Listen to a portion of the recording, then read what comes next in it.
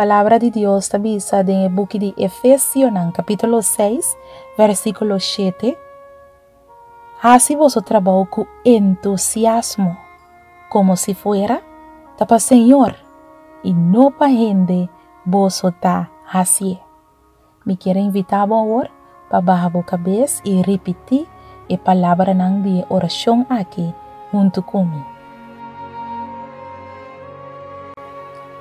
Tata poderoso, me te agradecido e me te amado danke para abendicionar-me com trabalho.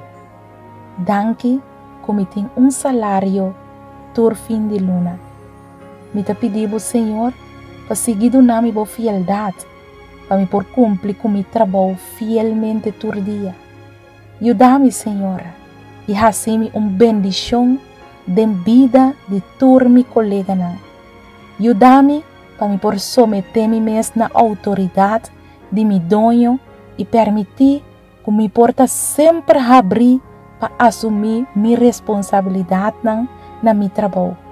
Boa palavra avisa-me ao Senhor, faça meu trabalho com entusiasmo, como se fuera para o Senhor e não para gente me ta hacer. Ta Pesei, mi Deus, me ta considerar que o trabalho que me ta tratar dia ta para abo me ta hacer.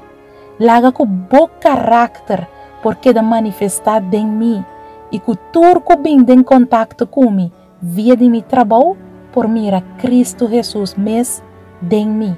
Ta mi oração en nome de Jesus. Amén.